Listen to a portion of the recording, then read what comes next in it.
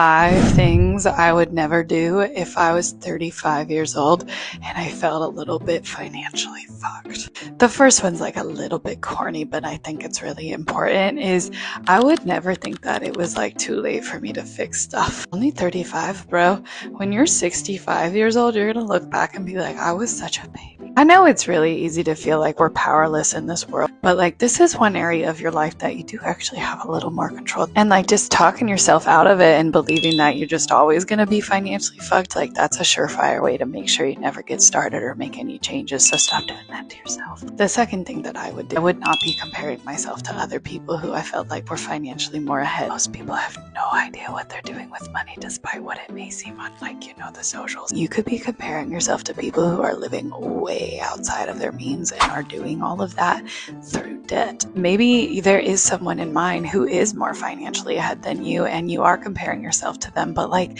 everybody was given a different set of cards to play with, and some of our cards kind of suck and we have to like go out and get a better deck, and that takes time. Okay, now the third thing that I would never do is I would never take out a personal or private loan to pay off credit card debt. Guys, they're so dangerous. Like I can't tell you how many people I've helped that are like, yeah, we took out this personal loan, we paid off this credit card debt, but then we started using this credit card again and now we're doubly in debt. Honest recommendation is to never take out a personal loan or a private loan unless you've been on a budget and like been doing a good job with that budget for at least 6 months. If you just take like a lump sum of money and you pay off your debt and you're like, look, I'm debt free, you didn't build any skills to get out of debt. And so the risk of you going right back into debt is extremely high and almost guaranteed. And then the fourth thing that I would never do, I would stop raw dogging it without a budget, guys. Come on. It's don't have to suck. If anything, like they like give you power.